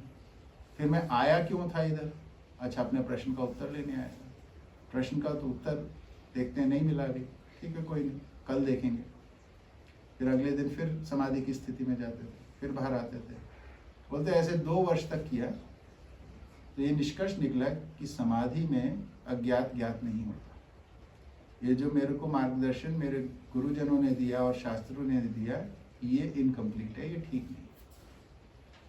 बोले अब क्या करें, बोलते ना रोते बनता था ना हंसते बनता था, जिस चीज़ के लिए ज़िंदगी लगाने का सोचा था वो पा लिया, वो परम स्थिति, और उत्तर नहीं मिला, है ना। तो बोले चलो अपनी ज़िंदगी का इतना तो प्रयोजन हुआ कि ये पता चल गया कि ये सही नहीं है, तो इस सूचना को फीडबैक दे देते हैं समाज को, ठीक है। तो बोले पर मेरी बात पे भरोसा कौन करेगा, वो तो बोलेंगे समाधि हुई इसका प्रमाण दो, एविडेंस दो, है ना। और बोलने में तो मैं वही बोलूँगा कि वो आशा विचार चुप हो जाता है और मैं हूँ, ये सब तो लिखा ही हुआ पहले से, इसमें नया क्या होगा। तो बोले मेरे को इसका एविडेंस देना पड़ेगा। तो एविडेंस देने के लिए मेरे को ऐसी कोई क्रिया करनी पड़ेगी जिसके लिए समाधि जो है वो प्री रिक्विजिट है, जो उसकी क्वालिफिकेशन। तो बोले पतंजलि योग सूत्र में ये दिया हुआ है एक क्रिया जिसका नाम है संयम। ये जो संयम है इसके अंदर समाधि प्री रिक्विजिट है ना। तो यानी मैं अगर संयम कर लेता हूँ तो ये प्रमाण हो जाएगा, और संयम की उपलब्धि अगर मेरे पास है तो ये प्रमाण हो जाएगा कि मेरे को समाधि हुई, और फिर मैं क्वालिफाई कर सकता हूँ कि समाधि में कोई अज्ञात ज्ञात नहीं है ना। हाँ, एक मेडिटेटिव प्रैक्टिस है एक प्रकार की, उसके बारे में लिखा है धारणा ध्यान समाधि को एक साथ करने से संयम होता है। पतंजलि अष्टांग योग है, उसके अंदर जो फाइनल 3 स्टेजेस है उनको साइमल्टेनियसली करने से होता है, वो संयम लिखा है। बोले लेकिन संयम के बारे में जो पतंजलि योग सूत्र में लिखा है उसमें उसको करता वो है जिसको सिद्धि चाहिए। सिद्धि का अर्थ होता है सुपर पावर, है ना। तो उसमें जैसे लिखा है कि आप अपने नाभि चक्र पे संयम करेंगे तो एक समय पे कई स्थानों पे हो सकते हैं। आप अपने कंधों पे संयम करेंगे तो आपके अंदर 10 हाथियों का बल आ जाएगा। आप गले पे करोगे तो आप भूख प्यास से मुक्त हो जाओगे। ऐसे ऐसी चीजें लिखी है, सब सुपर पावर। बोलते बचपन से ही सिद्धि के प्रति मेरी अस्वीकृति थी। हमने पूछा क्यों अस्वीकृति? बोले सिद्धि का मतलब तो सिद्धि चमत्कार तो संसार को बुद्धू बनाने के लिए, कोई ज्ञानी व्यक्ति इसका क्या करेगा, है ना। तो मेरे को तो संसार को बुद्धू नहीं बनाना, मेरे को तो ये नहीं चाहिए। तो बोले तो फिर मैंने अपनी बुद्धि लगाई, अपना स्व विवेक लगाया, और उस संयम को जिस चीज के लिए बोला उसमें से ये समझ में आया कि किसी भी ऑब्जेक्ट पे लगाओगे तो उससे रिलेटेड कोई सुपर पावर आपको मिल जाएगी। ऐसा उनको समझ में आया। बोलते मैं किसी ऑब्जेक्ट पे नहीं लगाऊंगा, मैं किसी नॉन ऑब्जेक्ट पे लगाऊंगा। तो नॉन ऑब्जेक्ट क्या थी? तो बोले मैंने शून्य पे लगाया था, मैं शून्य पे संयम करूँ, है ना। और उस प्रोसेस को जो लिखा है उन्होंने कि धारणा ध्यान समाधि को एकत्र करने से होता है। बोला इसका एक सीक्वेंस दिया, मैंने उसको रिवर्स किया। मैंने किया समाधि ध्यान धारणा, मैं इस सीक्वेंस में करूँगा। उन्होंने ये किया। तो बोलते 1 साल तक ये करने के बाद उनके सामने ना ये अस्तित्व प्रकृति अपने आप से उनको दिखने लगी। क्या उसका अर्थ है? तो ये जितनी बातें जो हम दर्शन में बताते हैं, जीवन विद्या में बताते हैं, सब उनको उस स्टेट में दिखा है। ये स्टेट को वो रोज करते थे 12 से 18 घंटे 5 साल तक। 5 साल तक उसमें रहा। जब हर चीज कई बार रिपीट हो गई तब उन्होंने उस स्टेट को रोका, है ना। हमने बोला ये क्या स्टेट हुई? बोले कि देखो मेरा जो भी प्रैक्टिसेस रही उसके बेसिस पे मैं नेचर को और एग्जिस्टेंस को डायरेक्टली पढ़ पाए, जान पाए, है ना। तो हमने बोला तो फिर हमको भी क्या वही करना पड़ेगा? बोले नहीं, ये शिक्षा में आराम से आ सकता है ना। इसके लिए आप लोगों को इस सब से गुजरने की जरूरत नहीं है ना। तो हमने बोला भाई आपने अकेले ने देखा, हम इसको सत्य कैसे मानें? मैंने बोले बिल्कुल ठीक बात है कि भाई ये किसी एक आदमी ने इसको देख लिया और बोलता है ऐसा है, इसको इसमें आप अपनी ज़िंदगी क्यों लगाओ? तो फिर उन्होंने बोला कि ये जो इसका मैं परिणाम जो बताना, अगर ऐसा जीता है मानव तो उसको क्या मिलता है? तो उसको समाधान, समृद्धि, अभय, सहस्त्र जीने में मिलता है और सुख, शांति, संतोष आना, ये आपकी नीड है।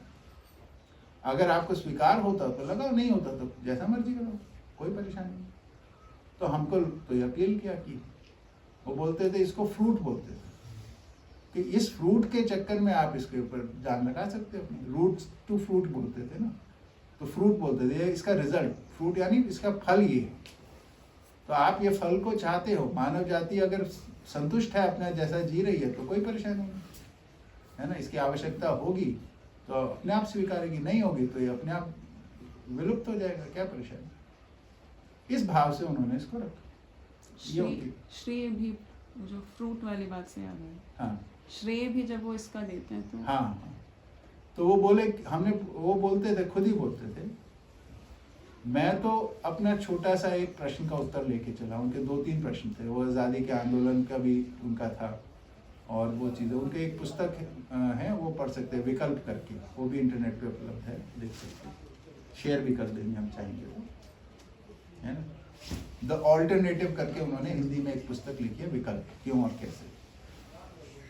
तो उसमें उन्होंने क्यों इसकी आवश्यकता पड़ी इसको रखा है। वो उनका कहना था ये जो उपलब्धि हुई इसका श्रेय मेरे को नहीं जाता, मैं तो छोटा सा आदमी, छोटा सा प्रश्न का उत्तर लेने चला था, पर ये मानव जाति जो हजारों लाखों वर्षों से जिसका उत्तर ढूंढ रही है, वो जो श्रम था उसका ये वैसी बात हो गई जैसे 100 चोट करने से कोई पत्थर टूटता है तो आखिरी चोट से टूटता है, पर कारण वो नहीं है, वो तो पहले की 99 चोट के साथ वो आखिरी चोट का बोलते, ये श्रेय तो मानव जाति का श्रेय, मेरा श्रेय नहीं। हमेशा ऐसा बोलते है ना।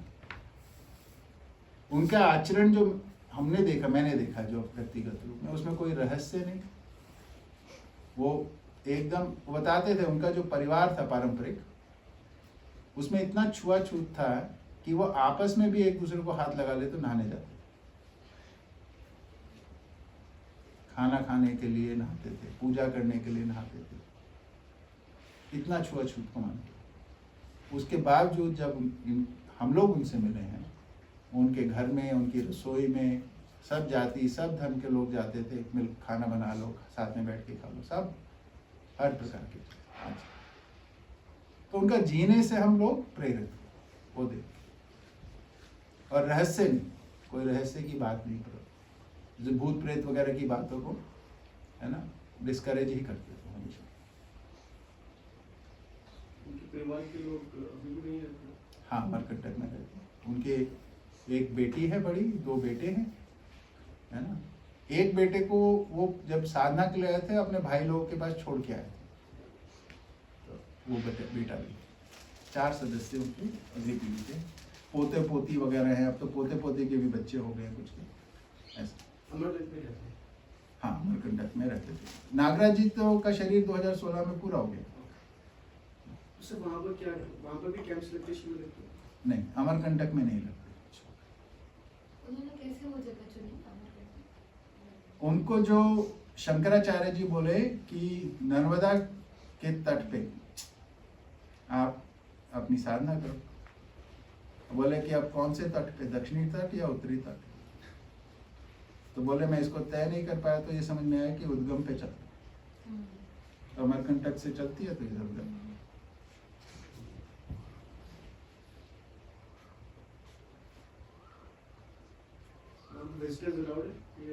हाँ हाँ बिल्कुल। मतलब जैसे किसी परिवार में जाना हो, सूचना देके जाना ठीक रहता है, बिना सूचना भी जाएंगे तो भी वो मिलते हैं जुलते हैं, लेकिन शिष्टता तो यही कहती है पहले से बात करके जाए,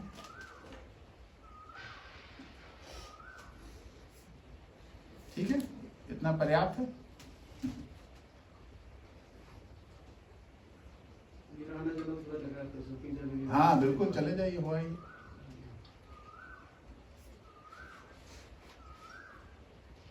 अमरकंटक में पहुंच के कहीं पे भी पूछ लीजिए, उनका घर पता है।